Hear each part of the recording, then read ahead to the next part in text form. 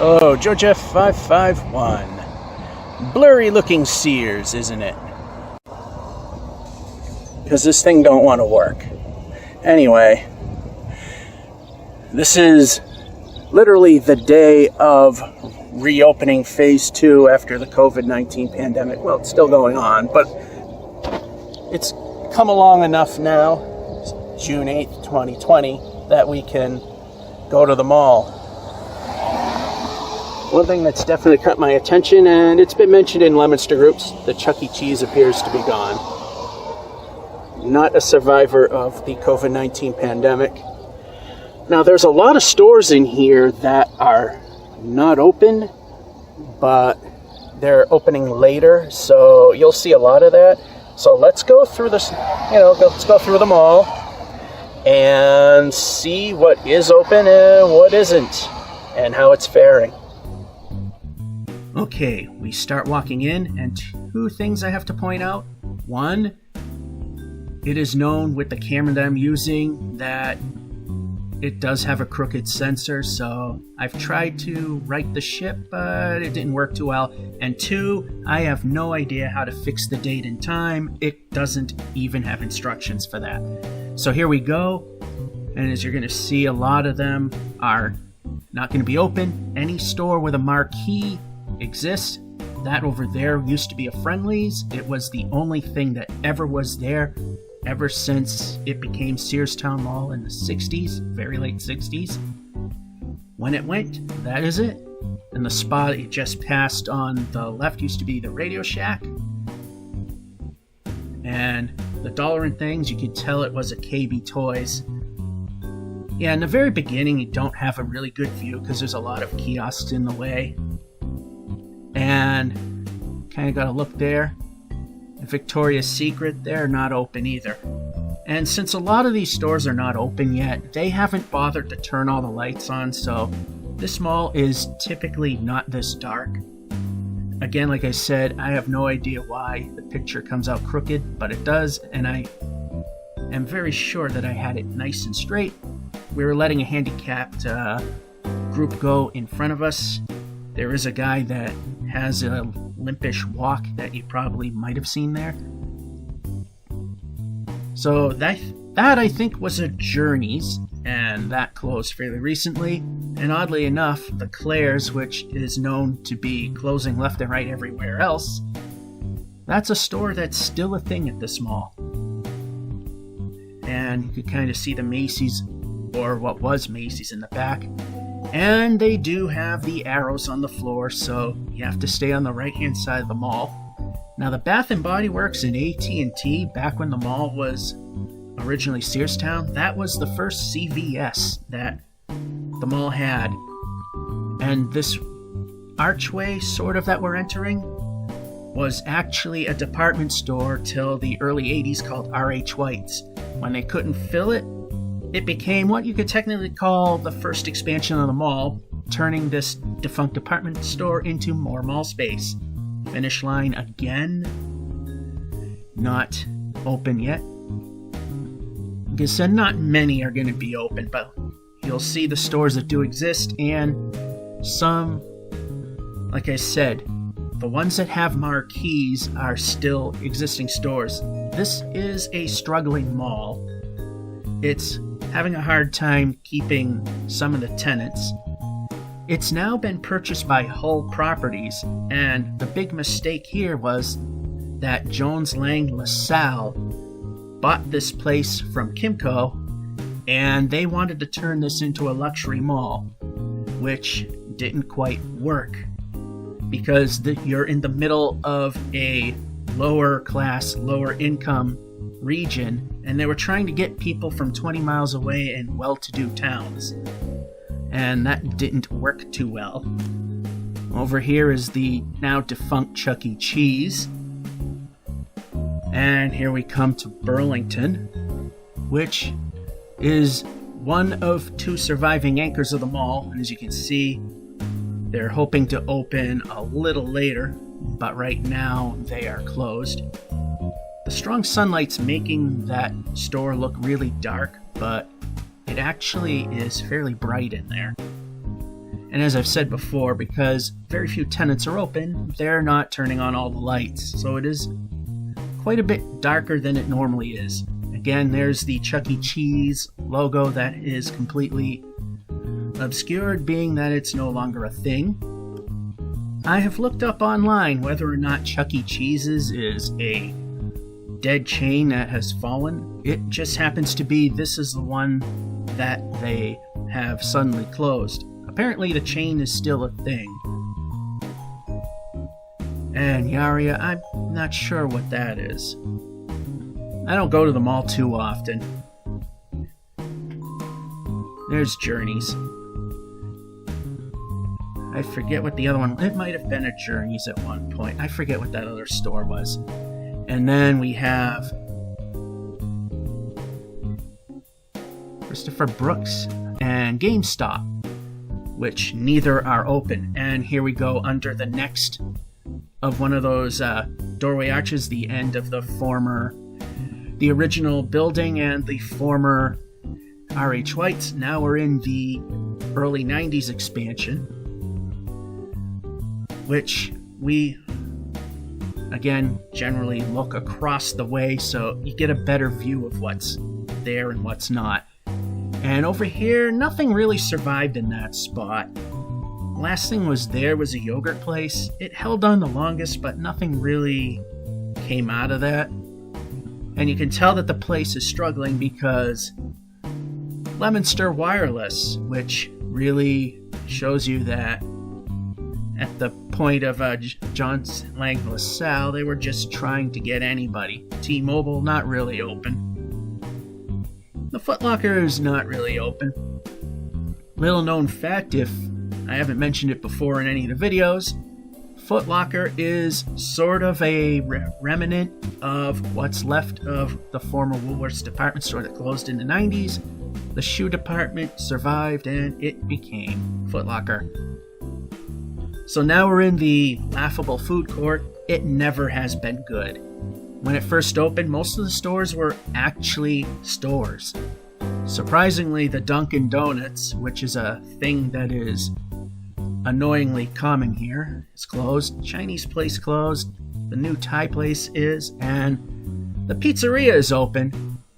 And shoe department, that used to be a giant mom and pop Hallmark card store. I mean, it was huge. The only reason it closed is the people that owned it wanted to retire and they never sold the business. It probably would be doing quite well today.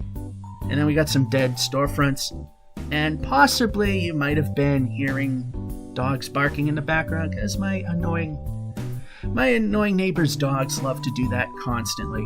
The neighbors are great, their dogs are not.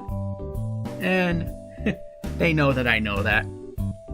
They don't mind. And JCPenney's still closed. So we go up to the window to kind of see, they tell you they're closed, but they're not putting up a sign. And quick look in, quick look out. And that space immediate right there used to be another storefront, and the shoe department store took that over, so it kind of took another dead storefront and made it space that's occupied. Again, there's the Payless that was on the far left. That went when the shoe store kind of went away. I don't remember what. Actually, I do remember that was the Columbia Sportswear. I was almost going to say footwear. So like I said, there's an occupancy issue, but it's doing okay. It's not doing the best, but it's doing okay. I even angled this laptop so that it's aimed less away from the dogs, but they still might be heard through even through the backdrop. That door over there, that was never a thing. That was a wall.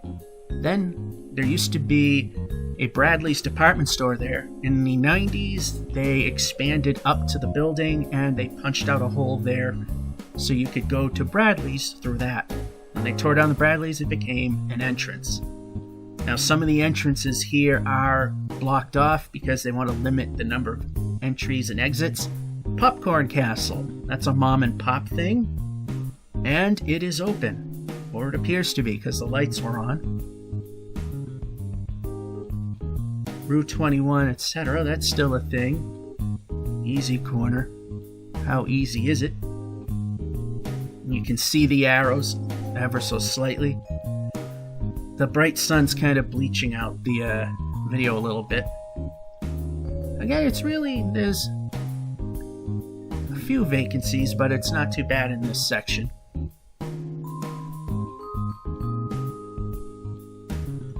We got the east and west, that's sort of a new thing. And you can see we're coming up on the dead Aristotle, I believe that's how it's pronounced.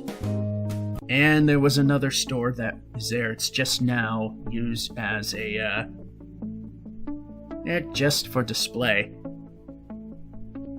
And that used to be the original entrance to Bradley's. It was an outdoor entrance. We got Justice over there. And you can see the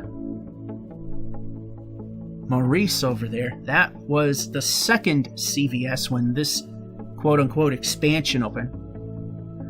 That was where they ultimately wound up. And then when they decided to move out of the mall, they went and got their own property across the street from it. And then we got the Haneish Jewelers.